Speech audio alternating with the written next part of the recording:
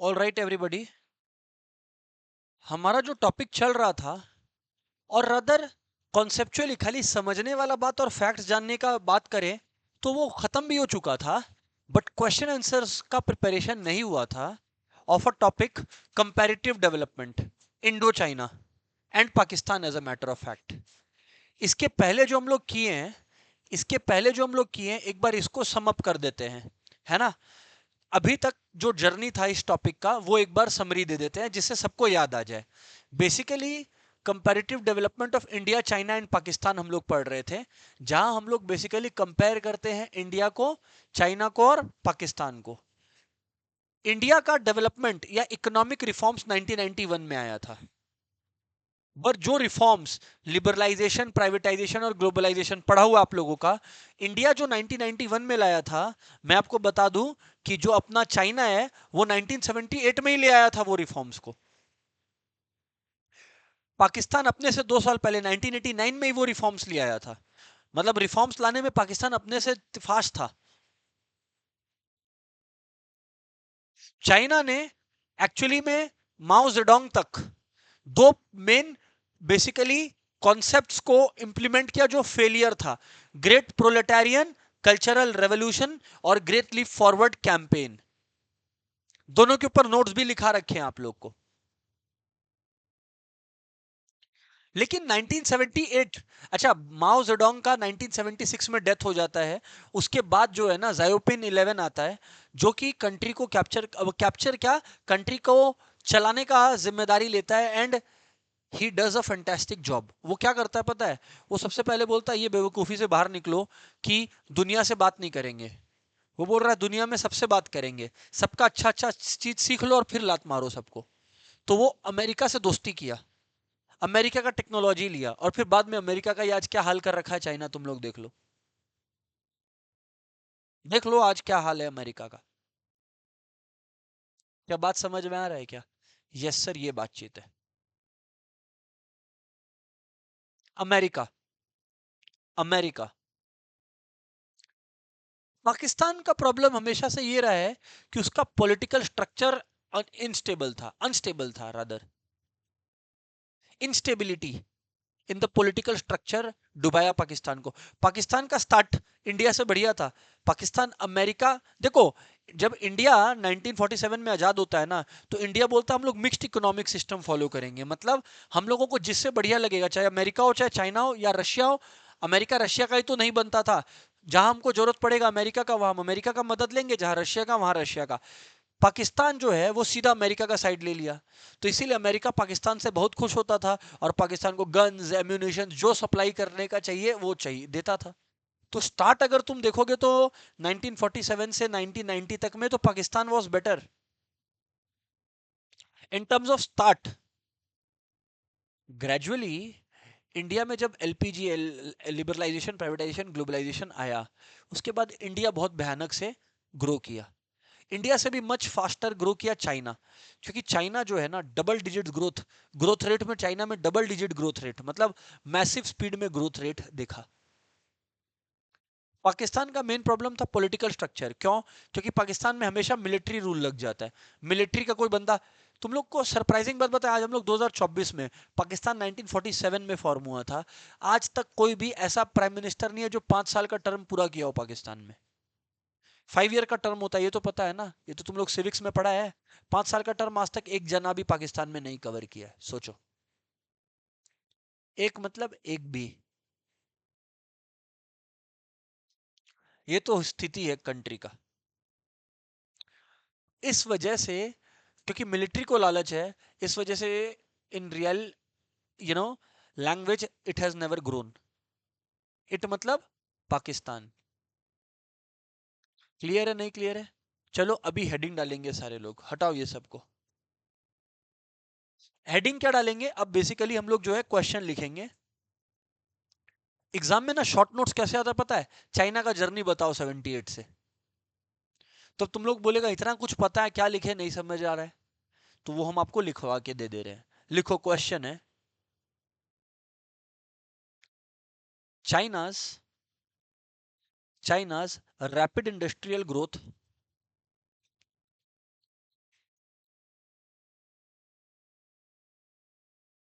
China's rapid industrial growth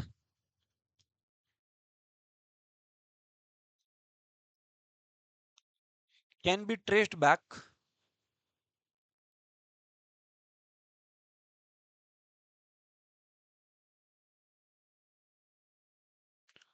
to reforms in 1978. To reforms in 1978. Can be traced back to reforms in 1978. Do you agree? देखो हाँ, LPG जो रुद्राक्ष अपने शुरुआत के chapters में पढ़े थे, इंडिया में 91 में आया, मैं बार बार बोल रहा हूं, वो चाइना में 1978 में आ गया। चाइनीज के बारे में एक और क्या खास बात है जो तुम लोगों को पता नहीं है, Chinese are very culture oriented. मतलब तुम जाओ इंडिया में, तुम देखो कोई अगर इंग्लिश बोल रहा है उसको ऐसे ताकता है, यही भगवान है मेरा।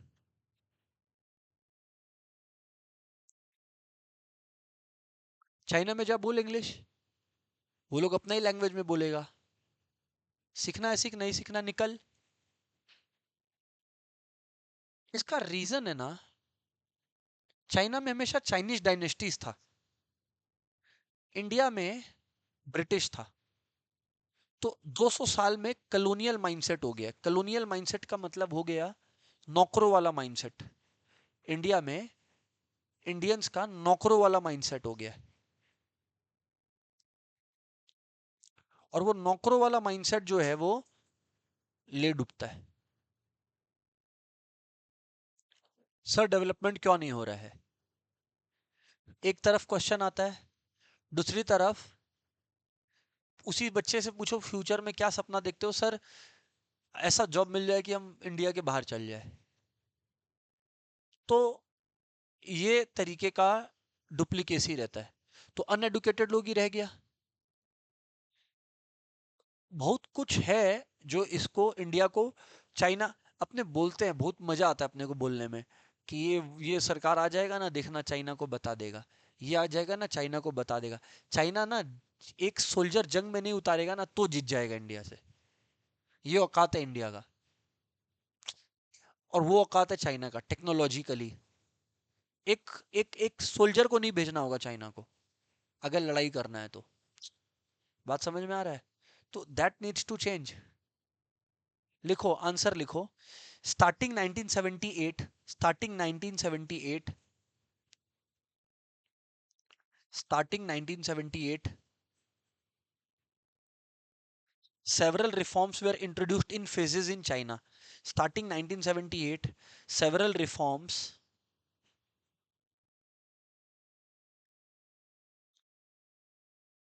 were introduced in phases in China.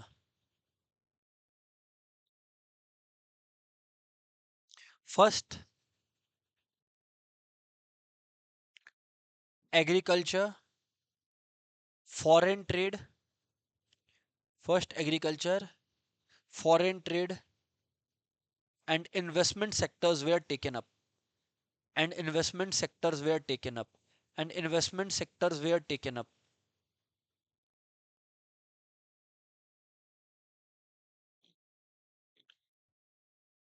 Commune lands were divided into small plots. लिखो commune lands were divided into small plots. Commune land बताया हुआ है तुम लोग को, कम्यून सिस्टम, जिसमें क्या हुआ था, बोला गया था कि छोटा लैंड छोटा लैंड छोटा लैंड सब कुछ इकट्ठा करके एक साथ कल्टीवेशन करो। तो बाद में बोला गया नहीं, जिसको जो मर्जी है वो करो, कोई बाध्यता नहीं है कि सभी को एक ही चीज कल्टीवेट करना पड़ेगा, है ना। Commune lands were divided into small plots.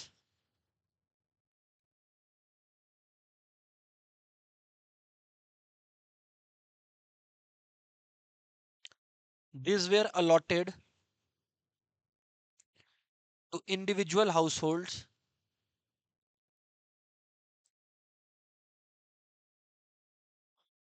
These were allotted to individual households for cultivation.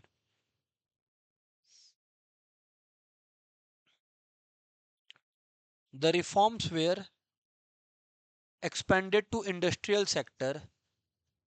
The reforms were expanded to industrial sector.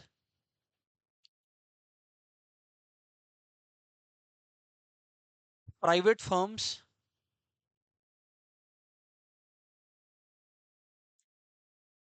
private firms were allowed to set up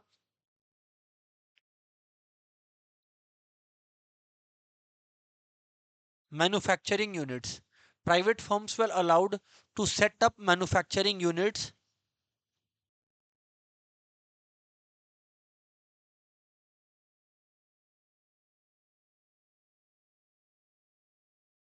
Also, जो locals है वो लोग goods produce कर सकते थे. Also, local collectives basically सबको freedom दिया. और cooperatives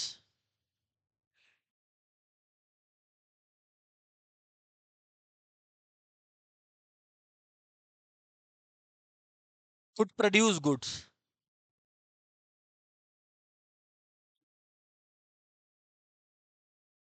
This meant competition. This meant competition between newly sanctioned.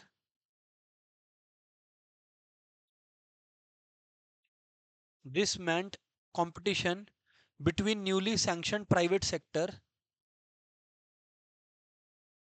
and old state-owned enterprises and old state-owned enterprises.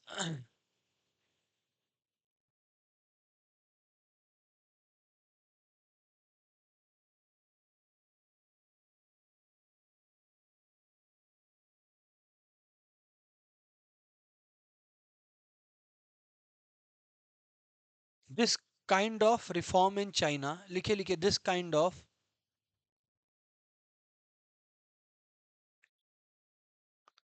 reform in China brought in the necessity of dual pricing. This kind of reform in China brought in the necessity of dual pricing. इसमें क्या होता था, कुछ essential goods का price Chinese government decide करता था और बाकी का मार्केट फोर्सेस.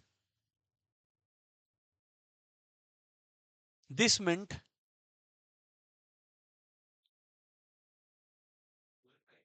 हाँ dual pricing. This meant the farmers and industrial units. This meant the farmer and industrial units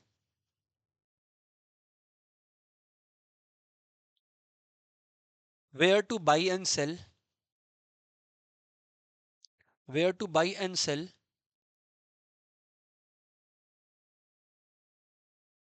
fixed quantities of raw materials, fixed quantity of raw materials and products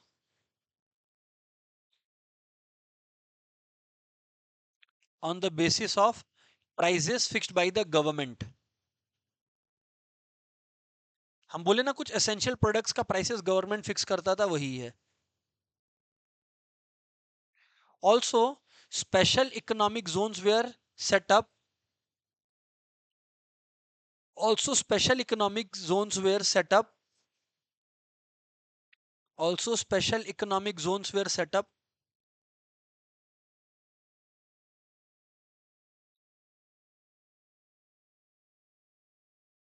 to attract foreign investors. ये हो गया आप लोगों का answer खत्म. जैसे आप लोगों को चाइना का ये इस आंसर को लिखाने का एक और रीजन था. पूरा चैप्टर का समरी यहां पर चाइना का मिल गया. सेम चीज हम आपको पाकिस्तान का करवाएगा, but before that you will learn this. क्योंकि मोहित का और एक दो जनों का लास्ट डे आया था, सर जो क्लास में लर्न हो जाता है वो लर्न हो जाता है, बाकी हम पढ़ता नहीं है. तो फिर उस प्रोसेस को अभी ही कवर करेंगे. चलिए बात करते हैं, इधर पे ध्यान से सुनना, ये लिख लिया। अभी चलो स्टार्ट करते हैं, और लर्न करना है मतलब करना है। सारे लोग स्टार्ट करते हैं, बोलो स्टार्टिंग 1978, बोलो बोलो starting 1978 several reforms were in phases. मतलब चाइना एक बार में सारा नहीं बदल दिया, फेजेस में, पार्ट बाय पार्ट। तो बोलो starting 1978 several reforms were introduced in phases in, starting 1978। अब एक एक करके, ये एक पॉइंट हुआ। दूसरा बात, first agriculture foreign trade and investment sectors were taken up. फिर से, first agriculture foreign trade and invest, फिर से first agriculture foreign trade and invest, फिर से first agriculture foreign trade and investment sector, फिर से first agriculture foreign trade and investment sector, फिर से first agriculture foreign trade and investment sectors were take, फिर से बोलो first agriculture foreign trade and investments, फिर से बोलो first agriculture foreign trade and investment sectors were taken up. आगे, commune lands were divided into small plots, बोलो फिर से बोलो, commune lands were divided into small plots, commune lands were divided into, यहां तक सारे लोग बोलेंगे, बोलो starting 1978 several reforms were introduced in phases in China, first agriculture foreign trade and investment, commune lands were divided into small plots, commune lands were divided into, यहां तक एक बार और रीड करेंगे फिर आगे बढ़ेंगे। बोलो starting 1978 several reforms were introduced in phases in China, first agriculture foreign trade and investment sector, first agriculture foreign trade, commune lands were divided into small plot, commune lands were, आगे बढ़ते हैं, these were allotted to individual households for cultivation, बोलो these were allotted to, फिर से these were allotted to, these were allotted to individual households for cultivation, एक और बार these were allotted to, the reforms were expanded to industrial sector, बोलो the reforms were expanded to, बोलो the reforms were expanded to, बोलो the reforms were expanded to, everyone the reforms were expanded to, यहां से these were allotted to individual households for cultivation, the reforms were expanded to industrial sector, the reforms were expanded to, आगे, private firms were allowed to set up manufacturing units, बोलो बोलो private firms were allowed to set up, फिर से private firms were allowed to, private firms were allowed to set up, private firms were allowed to set up, also local collectives और cooperatives could produce good, बोलो बोलो also local collectives और cooperatives could produce goods, also local collectives और cooperatives could produce goods, एक और बार also local collectives और cooperatives could produce goods. यहां से पढ़ेंगे, the reforms were expanded to industrials, बोलो the reforms were, the reforms were, private firms were allowed to set up the reforms were expanded to, private firms were allowed to set up, private firms were allowed to set up, also local collectives or cooperatives could produce goods, also local collectives or cooperatives, also, आगे बोलो, this meant competition between newly sanctioned, फिर से बोलो, this meant competition between newly sanctioned privates and old state owned enterprises, and old, बोलो this meant competition between newly sanctioned, this meant competition between old state owned and old, बोलो this meant competition between newly sanctioned and old state owned enterprises, and old, बोलो this kind of reform in China brought in the necessity of dual pricing, बोलो this kind of reform in China brought in the necessity, this kind of reform in China brought in the necessity of, this kind of reform in China brought in the, necessity of, this meant the farmers and industrial units. बोलो, this meant the farmers where to buy and sell fixed quantity of, फिर से, this meant the farmers and industrial units where to buy and sell fixed quantity of, फिर से बोलो, this meant the farmers and industrial units where to fixed quantity of, फिर से, this meant the farmers and industrial units where to buy and sell and products on the basis of prices fixed by the government, and products on the basis of, and products on the basis of, also special economic zones also set up to attract foreign in, also special economic zones were set up to attract foreign investors. ठीक है, तो ये वाला point था अपने लोग का about China. ठीक है ना. सेम जर्नी, सिमिलर जर्नी अभी पाकिस्तान का भी है. हालांकि पाकिस्तान में ये कब आया, कैसे आया, वो हम लोग पढ़ेंगे. पाकिस्तान का मेन प्रॉब्लम था कि ये लोग अभी भी एग्रीकल्चर में ज्यादातर बारिश के भरोसे है. ये लोग खुद का इरिगेशन सेटअप किया नहीं है. आओ लिखो, क्वेश्चन लिखो.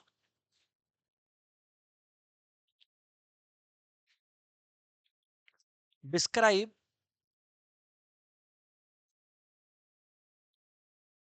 The path of development initiatives, describe the path of development initiatives taken by Pakistan for its economic development, taken by Pakistan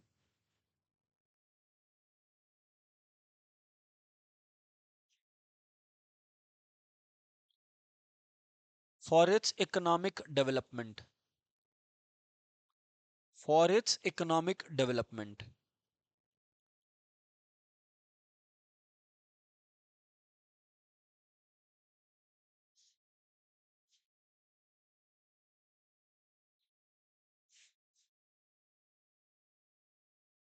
लिखो, the development initiatives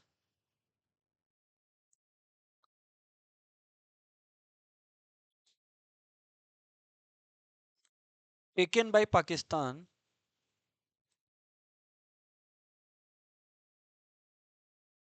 were, number one, in the late 1950s and 1960s,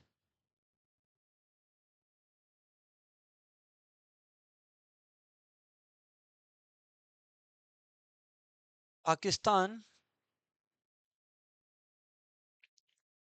introduced a variety of regulated policy framework, introduced a variety of regulated policy framework for import substitution. मतलब import कम करना पड़े और country में ज्यादा production हो. For import substitution, कि हम लोग इंपोर्ट के भरोसे न रहे. पाकिस्तान सोच तो सही रहा था, सोच तो सही रहा था. इसमें क्या करता था, टैक्स लगा देता था. फॉरेन से कोई प्रोडक्ट आता था ना, जो इंडिया करता था, कोई भी प्रोडक्ट फॉरेन से आ रहा है तो उस पर टैक्स लगा देता था. लिखो, the policy combined, the policy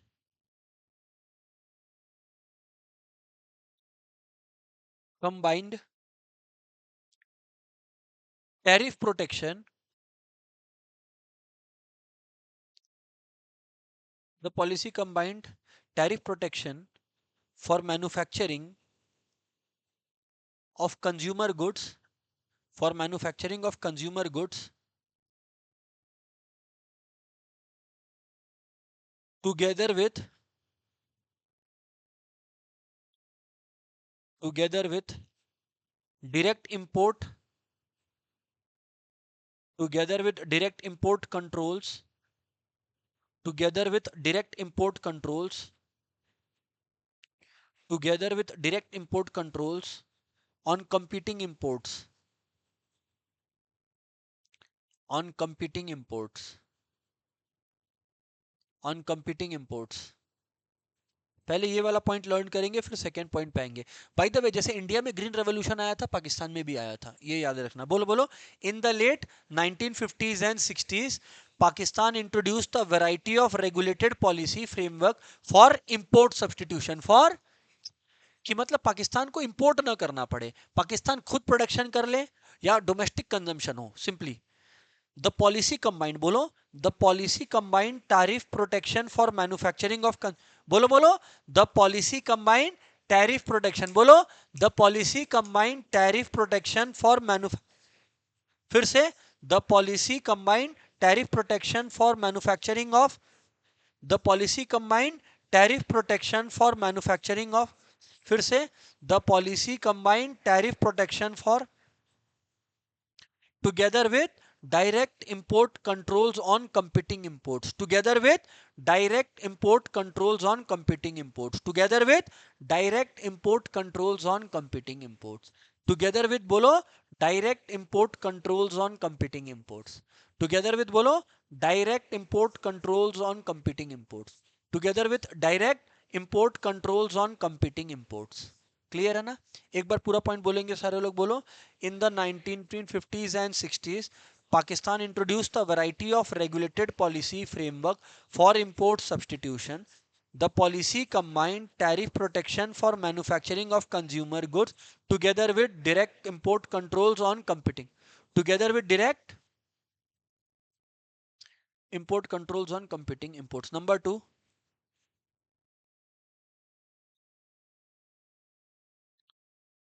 introduction of Green Revolution. Green Revolution led to mechanization of agriculture. The introduction of Green Revolution led to mechanization, mechanization of agriculture. Mechanization of agriculture. It finally led,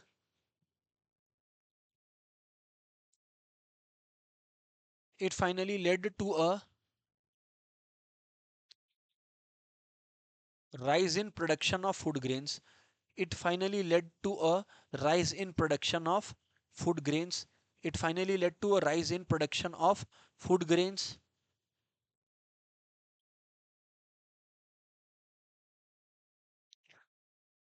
mechanisation मतलब machine और technology आना। बोलो, the introduction of green revolution, बोलो।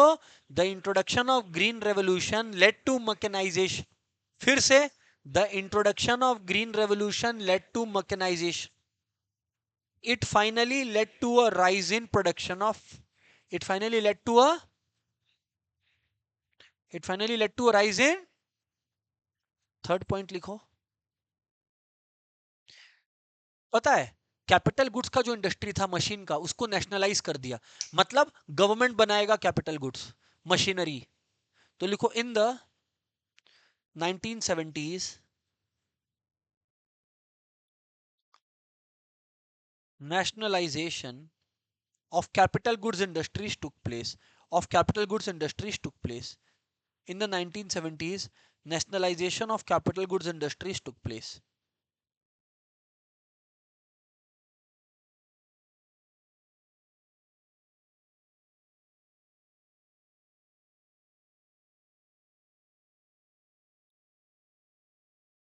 In the 1970s, nationalization of capital goods industries took place. बोलो बोलो, in the 1970s, in the 1970s, nationalization of,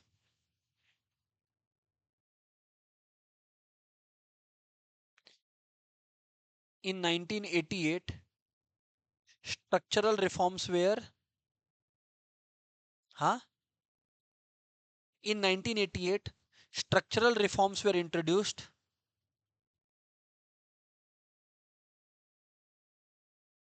जो रुद्राक्ष पहले nationalise कर दिया था ना, कि मतलब खाली स्टेट गवर्नमेंट बनाएगा, वो अलाउ कर दिया गया कि प्राइवेट सेक्टर भी उस बिजनेस में एंटर कर सकता है। ये रहा, लिखो। द फोकस एरिया, हाँ exactly, the focus areas were denationalisation, the focus areas were denationalization and encouragement to private sector and encouragement to private sector and encouragement to private sector and encouragement to private sector and encouragement to private sector.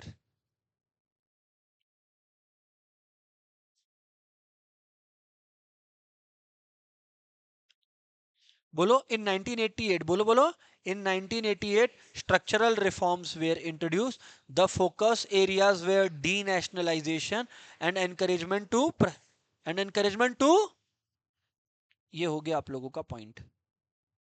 Clear है? नहीं खत्म? खत्म। चलिए अभी एक बार ये चारों points को रीड करेंगे, फिर we will move to the next question. हाँ, बोलना क्या है? द डेवलपमेंट इनिशिएटिव्स, बोलो, the development initiatives taken by Pakistan were. Number one, in the late 1950s and 1960s Pakistan introduced a variety of for import substitution for the policy combined tariff protection for manufacturing of the policy combined tariff protection for manufacturing of together with direct import controls on together with direct import controls on competing imports together with direct import controls on competing imports. आगे, the introduction of green revolution led to mechanization of the introduction of green revolution led to it finally led to a rise in production of it finally led to a rise in the 1970s nationalization of capital goods industries. In the 1970s nationalization of capital goods industries. In the 1970s nationalization of capital goods industries took place. और आगे, in 1988 structural reforms were introduced. The focus area were denationalization and encouragement to private sector. अच्छा, China 1978 में one child policy लाया था। क्या लाया था? उसका इंप्लीकेशन था कि बहुत ज्यादा रिसोर्सेस पे स्ट्रेस ना आए। वही क्वेश्चन है, शॉर्ट क्वेश्चन लिखो।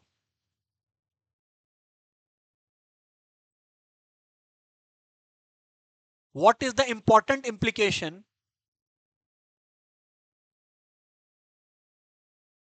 implication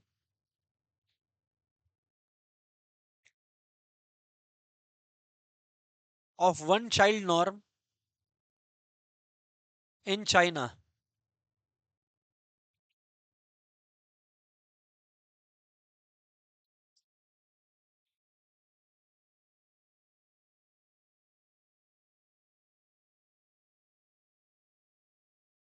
लिखिए। और इसी, क्योंकि चाइना का पॉपुलेशन बहुत जोर से बढ़ रहा था, तो ये एक तरीका था रोकने का। लिखो, one child norm, one child norm introduced in China, one child norm introduced in China in late 1970s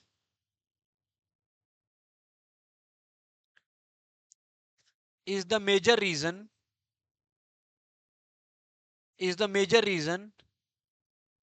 for low population growth is the major reason for low population growth.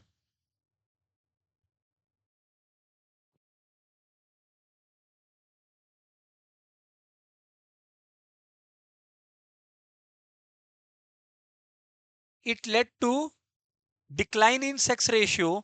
इसका मतलब है जो नंबर ऑफ फीमेल्स थे पर 1000 mails वो reduce होते गए.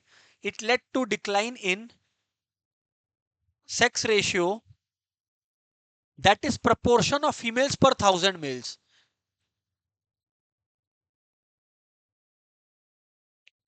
That is proportion of females per 1000 males.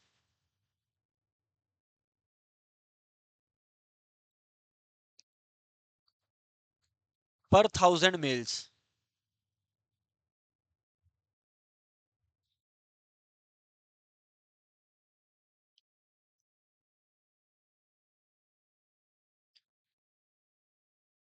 अच्छा, अभी ह्यूमन डेवलपमेंट हो रहा है, इसमें क्वेश्चन आता है एग्जाम में, इसका कुछ इंडिकेटर्स बताओ कि अगर तुमको एक कंट्री का ह्यूमन डेवलपमेंट स्टेटस देखना है तो तुम उस कंट्री का क्या पता करेगा? आओ लिखते हैं। क्वेश्चन है, मेंशन वेरियस इंडिकेटर्स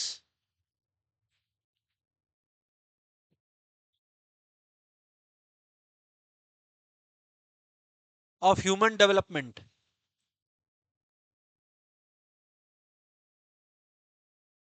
लिखो एचडीआई। सबसे पहले ह्यूमन डेवलपमेंट इंडेक्स,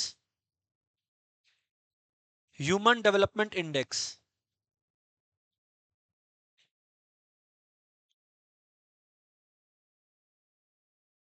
लिखो the higher the value,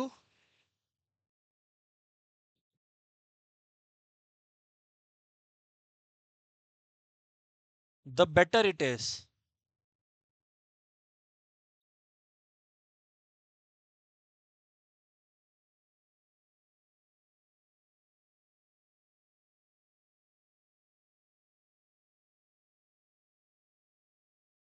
next life expectancy,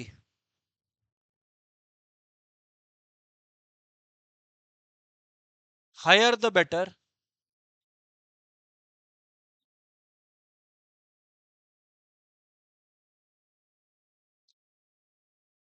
adult literacy rate, higher the better obviously.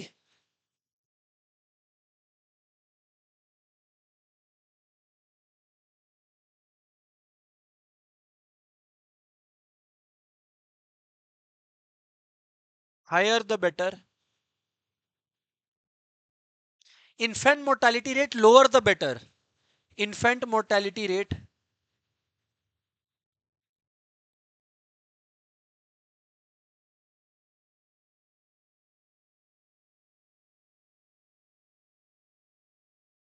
Lower the better.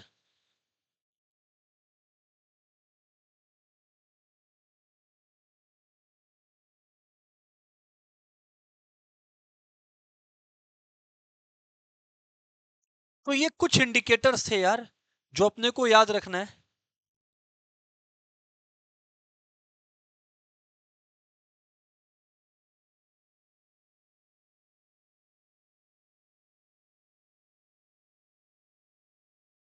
अब एक क्वेश्चन है कि जब आप इतना तारीफ कर दिए पाकिस्तान का, 1988 में ही रिफॉर्म्स ले आया था पाकिस्तान। रिफॉर्म्स कब ले आया था? 1988 में ही। तो फिर इतना फेल्ड कंट्री क्यों है आज भी? Question, give reasons for slow growth, give reasons for slow growth and re-emergence of poverty in Pakistan, and re-emergence of poverty in Pakistan. Give reasons for slow growth and re-emergence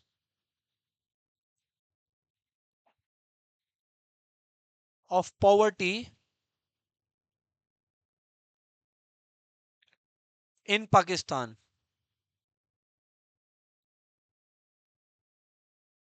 अब हम लोग पाकिस्तान का failure को दो हिस्सों में बांटेंगे। पहले 1988 के पहले फेल क्यों हुआ, और फिर 1988 के बाद क्यों फेल हुआ। फिर आप लोग पूछते हो आंसर कैसे लिखा जाता है, ऐसे लिखा जाता है। समझ आया? तो हेडिंग डालो पहले, pre reform period, that is pre 1988 failure.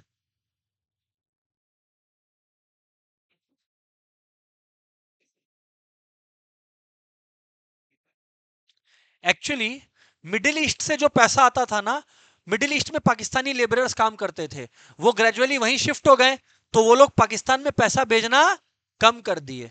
तो लिखिए reduction in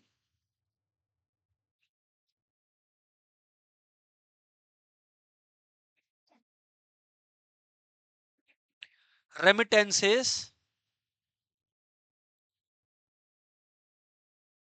from Middle east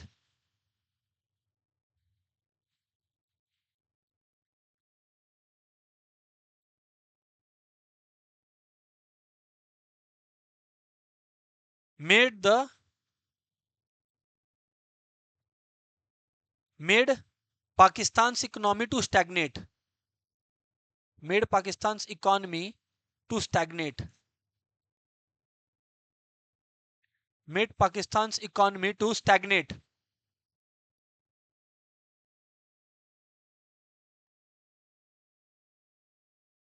Foreign exchange reserves were as low as 2 weeks of import. लिखो foreign exchange reserves. Foreign exchange reserves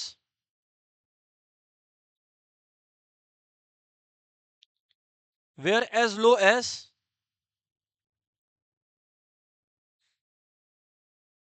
2 weeks of imports.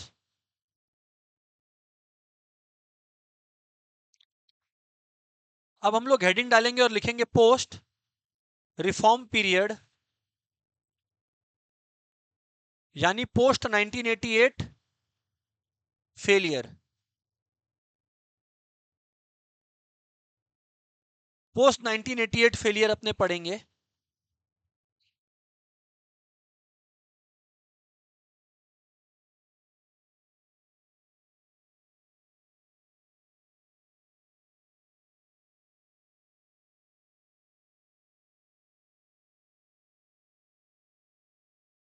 लिखिए the reforms led to, और खराब हालत हो गया उल्टा. The reforms led to the worsening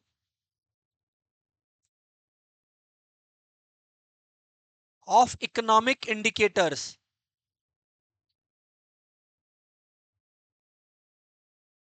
लिखो,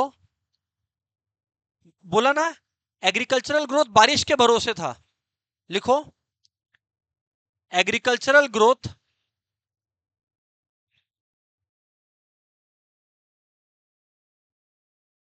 and food supply situation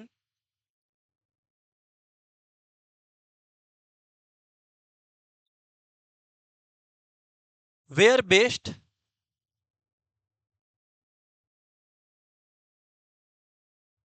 not on an institutionalized process of technical change. मतलब technically कुछ ज्यादा चेंज नहीं किया, खाली गुड हार्वेस्ट के भरोसे था कि बारिश सही आ जाए. Were based not on an institutionalised मतलब कोई एजेंसी बैठाए जो सिस्टमेटिकली एग्रीकल्चर को रिवाइव करे, वैसा कुछ नहीं किया, खाली था कि भरोसे बारिश के रहो. Were based not on an institutionalised process of technical change but on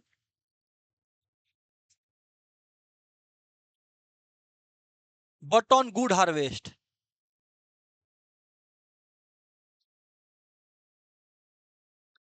third बात वही fall in foreign exchange earnings,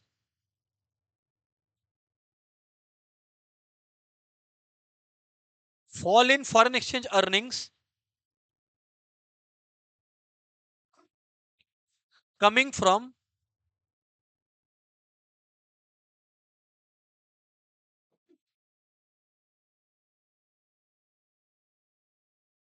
remittances from Pakistani workers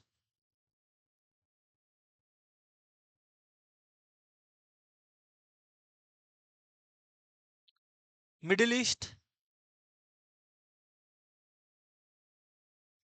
and exports of highly volatile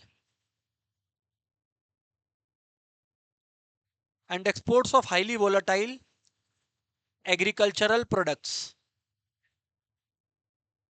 and exports of highly volatile agricultural products.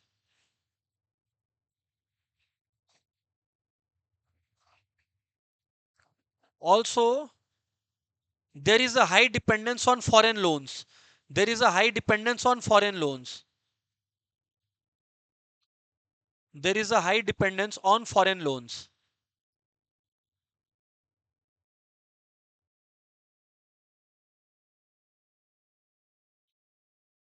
Also, there is a high dependence on foreign loans. Clear है क्या?